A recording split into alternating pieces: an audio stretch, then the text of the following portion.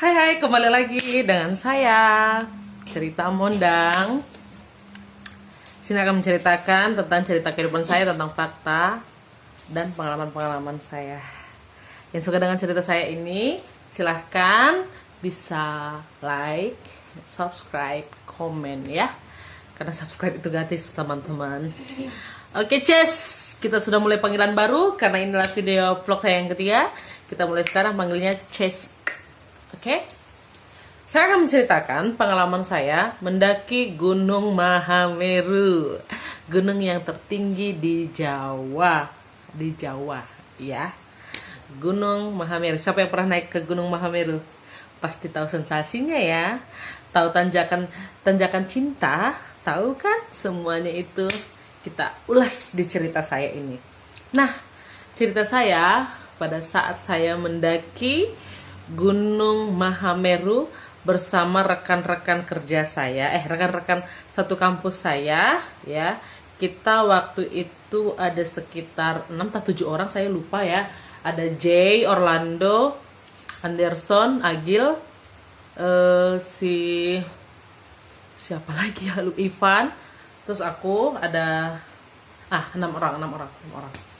Jadi kita prepare nih naik kereta api dari Kiara Condong menuju menuju Jogja dulu. Kita naik kereta api Malabar. Nah, sesampainya itu kita turun di Malang. Di Malang kita prepare ya. Yang sudah pernah naik gunung ini pasti sudah tahu dong ceritanya. Kita pos pertama di mana, naiknya kemana. Nah, ketika itu ada cerita unik teman-teman. Ya, jadi ceritanya uniknya seperti ini. Kalau kita mau mendaki Gunung Mahameru itu ya, Mahameru Semeru ya, kita itu harus punya surat kesehatan. Nah, namanya kita kantong mahasiswa, kantongnya pas-pasan, duitnya juga pas-pasan. Tah kenapa saat itu pada saat kami ke klinik itu ada klinik tentang untuk cek medical check up lah. Lalu saya dan teman-teman saya masuk. Nggak nyangka dong dokternya seorang orang satu suku kita, orang Batak. Nah, kalau udah ketemu orang Batak, langsung lah saya berbahasa Batak, ya kan? Lalu saat itu karena kita berbahasa Batak, akhirnya cek kesehatannya gratis. Lumayan, 25.000 kali 6. Tapi itulah persahabatan di antara itu, dan kita sudah mulai kompak dengan dokter itu. Dokternya ganteng lagi, orang Batak, ya kan? Tapi ya sudah lewat. Mungkin dia sudah punya anak cucu. Oke, lanjut ceritanya. Kita prepare sampai di pos pertama. Kita kasih medical check up kita nginap di gubuk-gubuk yang ada di aku lupa, Ranukumbolo, bukan Ranukumbolo ya, apa sih pos pertama saya lupa, mohon maaf ya teman-teman ya. Jadi kita prepare nih foto pertama yang ada di bawah pos pertama. Kita jalan waktu itu kita mendaki itu setelah film 5 cm. Jadi lagi seru-serunya film 5 cm. Jadi pada saat kita kita berangkat jam 8 ya, jam 8, dan ternyata kita pikirnya kalau jalur itu sepi ya, ternyata ramai banget. Banyak banget wisata-wisata yang datang situ. Apalagi setelah film 5 cm itu semakin banyak orang yang mendaki gunung itu. Nah, kita ketemu dengan anggota Mapala dari UI saat itu. Mereka ada 15 orang. Ya, kami ada 6 orang dan cuman saya perempuan. Tapi itulah cerita saya waktu itu. Nah, ini ada foto-fotonya. Kita ada berapa orang itu? Ramai sekali. Ada juga anggota Mapala dari Jawa itu gitu. Kita berangkat, nyampailah kita sore sekitar jam 4 atau jam 5 di Ranukumbolo. Tahu kan Ranukumbolo, ada danau di antara gunung, dan danaunya itu berbentuk love.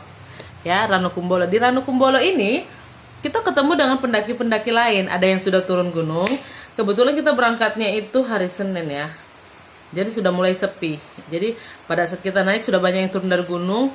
Tapi yang nggak enaknya ya teman-teman, pengalaman saya di sini, pada saat kita naik gunung itu memang rame ya. Jadi kebanyakan anggota-anggota atau mapala-mapala lain atau orang-orang yang mendaki gunung itu kurang bertanggung jawab dengan apa yang dia bawa. Contoh membuang sampah sembarangan ya. Di hutan itu kotoran-kotoran mereka itu tidak maunya dikubur gitu kan supaya nggak bau. Jadi sekitar setengah 7 itu nguap semua, bau asam, bau campur lah. Itulah pengalaman saya. Dan di film 5 cm itu saya melihat danau itu jernih, bersih gitu ya. Rupanya sesampai di sana banyak orang-orang wisatawan yang nggak bertanggung jawab. Itu sekitar situ kotor, ada nasi-nasi bekas cuci misting gitu kan. Jadi nggak enak lalu dipandang. Ada tempat yang benar-benar kita bisa mandi gitu. Cuma selama saya mendaki gunung itu, ya saya nggak mandi karena dingin ya. Lalu kita mulai prepare, masak segala macam, dan ya di pagi harinya kita menginap 1 malam di Ranukumbolo. Di pagi harinya pada saat sunrise ya, sunrise itu indah banget. Aduh, pokoknya itu bagus banget tempat-tempatnya, spot fotonya. Lalu saya permisi sama teman-teman saya. Teman-teman, saya naik duluan ya, tanjakan cinta, karena saya kan jalannya lambat. Lalu saya kan seorang perempuan gitu, jadi saya jalan duluan. Ternyata jalan sendiri itu nggak enak, lebih enak jalan bersama teman-teman. Mereka masih santai di bawah, saya masih manggil-manggil mereka. Tapi nggak enak lah, pokoknya nggak enak banget tempatnya kalau kita jalan sendiri gitu. Pada saat saya tanjakan cinta, ada mitos nih. Mitosnya kalau kita menanjak tanjakan cinta itu tanpa melihat ke belakang, apapun yang kita minta, apapun yang kita doakan akan terwujud. Itulah mitos dari tanjakan cinta ini. Ketika saya naik, nggak sadar, saya itu langsung menoleh ke belakang. Akhirnya apa yang saya inginkan, memang saya inginkan saat itu tidak terwujud. Saya tidak perlu publikasikan. Nah, indahnya spot di tempat ini, saat tanjakan cinta itu kan capek. Kita kan capek, pada saat di atas, ke belakangnya itu, di balik gunung itu, indah banget. Ada pemandangan bunga lavender, kayak lavender hutan ya. Itu warna ungu, cantik banget. Terakhir saya posting fotonya. Itu cantik banget. Itu kayak padang gurun tapi dihiasi dengan bunga-bunga lavender, dan itu indah banget teman-teman. Pada saat kami di situ, ada yang lagi prawedding ya. Pokoknya tempat itu sangat mencuci mata, dan saya ingin kembali ke sana. Mungkin nggak kuat lagi ya. Saat itu ada pemandangan-pemandangan yang indah. Kita juga spot foto di situ sama teman-teman satu tim. Nanti saya tunjukkan. Lalu perjalanan dilanjutkan lagi, dilanjutkan sampai ke Kalimati. Yang tahu Kalimati ya, itulah tempat terakhir sebelum mencapai puncak ya. Di Kalimati kita prepare di jam 5:30, teman-teman itu semua pada ambil air. Dikatakan oleh para orang-orang yang sudah terbiasa di situ, jangan mengambil air di atas dari jam 6, jam 6:30, 7, karena di situ waktunya binatang-binatang buas untuk minum ke tempat itu. Dan di Kalimati itu hanya ada satu sumber air. Hanya ada satu sumber air, itu pun kayak air yang ditarik dari mana gitu ya. Jadi hanya ada satu sumber air. Saya nggak ikut ke situ karena tugas saya masak. Teman-teman saya yang ambil. Airnya bersih, airnya dingin, enak. Sumpah itu enak banget. Lalu kita prepare, kita masak, kita tenang-tenang, kita santai-santai. Di jam 7 ya, jam 7:30, teman saya sebagai ketua tim kita, udah kita istirahat, kita tidur. Karena nanti jam 12 kita akan naik ke puncak. Lah, naik jam 12 cepat banget gitu kan. Iya, kita harus jam 12 kita sudah pada naik. Dan barang-barang ditinggal aja di tenda gitu. Kenapa ditinggal? Nanti hilang ini segala macam. Jangan membawa apapun ke atas ya, hanya membawa secukupnya seperti air minum, snack dan segala macam gitu ya. Saya akan bertanya-tanya, tapi saya udah jalan aja. Di perjalanan kami dari Ranukumbolo sampai ke Kalimati, banyak sekali itu kayak nisan-nisan ya, orang-orang yang hilang. Satu kata-kata yang saya ingat, hilang bersama debu, terbang bersama angin. Aku nggak ingat siapa namanya, tapi itu nisan itu sangat terkesan di pikiran saya. Lah, di nisan ini tertulis orang-orang yang sudah terhilang. Banyak sekali orang-orang yang sudah hilang di gunung ini dan tidak kembali. Ada yang jasadnya ditemukan, ada juga jasadnya yang hilang gitu. Tapi saya nggak memperhatikan itu sekali. Nah, ketika kami naik gunung, mulailah ini jalan yang sangat mainstream ya. Pada saat kita menaiki Gunung Mahameru itu ya, Semeru Mahameru ya, saya pikir itu gampang teman-teman. Ternyata jalannya sangat susah ya. Kalau naik Gunung Mahameru itu, kita kalau punya tim ini mencar. Kalau lu nggak tahan, lu tinggal aja di bawah. Kalau lu tahan, lanjut aja, ya kan, chase, lanjut aja ke atas. Nah, pada saat saya melangkah naik gunung ini, naik 3 langkah, turun 1 langkah. Ternyata itu berpasir, ya. gunung itu berpasir, naik satu langkah, turun satu langkah, naik lagi. Jadi gitu, jadi lamanya di perjalanan itu. Nah, ketika saya perjalanan banyak orang-orang yang nyusul ke atas gitu. Ke saat itu saya ketemu dengan turis yang datang dari luar negeri. Dia nanya sama saya, "Are you okay?" katanya kan. Terus saya, "Oh, oke. Padahal saya sudah nggak tahan lagi gitu kan.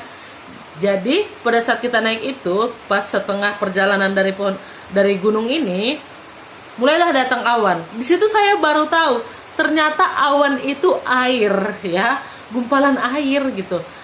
Saya megang awan. Dulunya saya anak-anak, awan ini gimana ya, kayak mana ya, kayak seolah-olah saya dulu nonton film Sung Gokong, itu awan itu kayak bisa dinaiki. Padahal awan itu adalah air, teman-teman. Jadi saya pegang, air ya gitu. Agak digini-gini kan air, baju saya basah, ya. Saya naik, saya lihat cara pendaki-pendaki yang sudah profesional, cara mereka naik gunung itu mereka punya tongkat. Nah, punya tongkat terus naiknya zigzag, ya. Ini pengalaman untuk orang-orang yang mau naik Mahameru itu. Kalau mau naik ke puncak itu harus jalannya zigzag. Kalau lurus seperti ini vertikal, aduh, itu yang saya katakan tadi, maju 3 langkah, turun 2 langkah, maju 3 langkah. Jadi kita capek di situ, ya. Jadi kita berangkat jam 12 malam, ya. Tahu nyampenya di puncak jam berapa? Jam 12 siang, bayangin. Padahal orang-orang di sekitar situ nggak boleh naik gunung itu di atas dari jam 2. Karena kalau di atas jam 2, itu sudah mulai beracun dan sudah mulai mengeluarkan gas yang beracun, dan kita tidak diperkenankan tinggal di situ lama-lama di puncak. Nah, ketika saya naik ke atas, lama sekali teman-teman perjalanannya, 10 jam. Bayangin dari jam 12 malam nyampenya di atas jam 12 siang. Ini foto-foto saya yang ada di puncak, ya. Asik. Setelah sampai di sana, saya agak ribut. Saya mulai marah sama teman-teman saya. Kalian nggak kompak, kalian nggak asik, kalian ninggalin aja. Gimana kalau kita foto sama-sama? Teman saya langsung turun, nggak asik lah. Tapi pas saya di atas itu, pada saat letupan asap, gumpalan asap itu bus gitu kan. Kalau orang-orang situ bilang kentutnya Semeru, ya, pada itu bus. Aduh, keren banget teman-teman. Dan di atas gunung itu kita goyang-goyang, joget-joget. Terus kita buat spot foto kita masing-masing. Kita buat seperti saya, kayak andalan saya ini, pakai seperti baju hamil, ya. Terus teman saya ada yang pakai baju perawat. Terus teman saya juga ada satu lagi pakai baju wisuda di atas itu.